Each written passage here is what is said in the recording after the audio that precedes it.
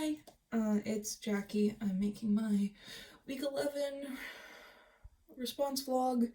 I'm going to be answering 3 questions, Laura, Tiffany, and Claire's, and we're going to start with Laura. So you offer your hand. Hoa looks surprised. He stares at it, then at you, and there is something in his gaze that is entirely human, and grateful for your acceptance in that moment. It makes you feel a little more human too, amazingly. Page 190. What is the significance of the word human in this section? I think this question and passage are a really great pair. The question really gets to the meat of the passage right away. The one thing I have is something that other people brought up in their responses, specifically Sam, which is just a typo on Hoa. But aside from that, to answer, I feel like there's a kind of double meaning to human. There's human the species, but also human the behavior and awareness.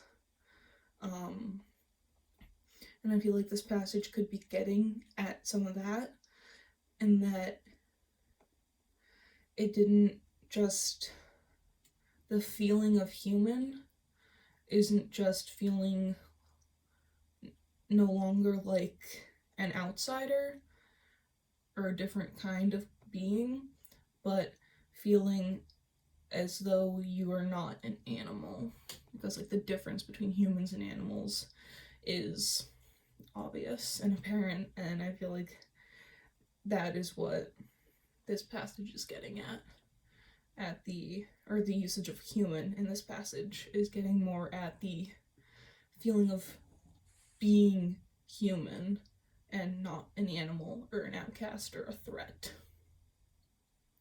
Next we're going to move to Tiffany's. They reach Alia a week later, beneath a bright blue midday sky that is completely clear except for a winking purple obelisk some ways off coast. Another quote. There, winking in the dawn light, is a great hovering shard of amethyst. Just an obelisk, one she vaguely remembers seeing the day before as they were riding into Alia. They're always beautiful, but so are the lingering stars, and she hardly pays any attention to either in the normal course of affairs. What is the purpose of obelisks, and what significance does it have in the novel? So, one thing, there's just page numbers. There's none for these 2 quotes, which would be helpful to find them in our own texts. And then the question is really pretty solid. So the purpose of obelisks, I looked it up, is to commemorate as a monument or landmark, or to commemorate an individual or event and to honor the gods. In the novel, there's a lot of kind of focus on religious aspects, which I feel like they're getting at. And specifically in these passages, the normalization in the passage, just an obelisk, makes it apparent that these are common and nothing to be taken serious note of, but are extremely ever present, and tying that to the religious connotation of an obelisk, or the socio-political connotation of an obelisk, that has feels of overarching power structures and a constant gaze of those power structures down, especially with the obelisks floating. That's my response. Next we have Claire's. Let me just pull it up.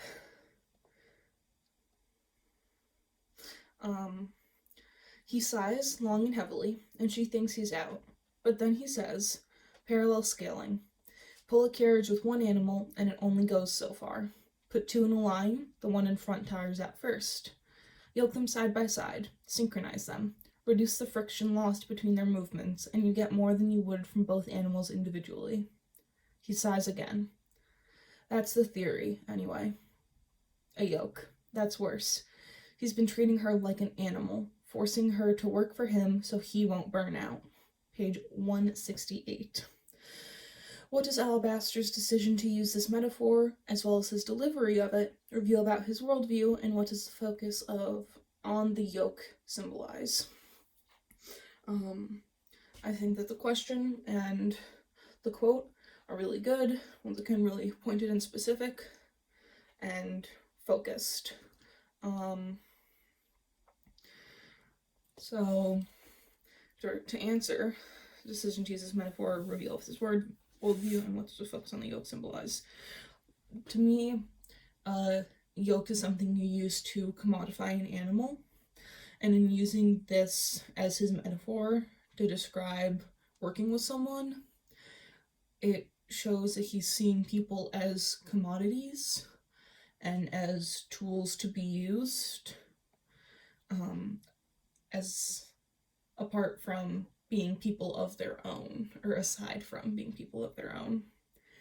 I also think that the focus on the yoke shows how restrained it is to be treated like that, because the yoke is a very big piece of heavy wood that gets placed over the back of an animal, and in using that as this metaphor, it shows that it is a burden, even if it does help. It's a different kind of burden. And it's also something that intrinsically ties two or more animals, like, together. They both have it. And so there's no way for one to break from the other, which kind of forces this hard labor and a lack of escape, which I think is what that is. Okay.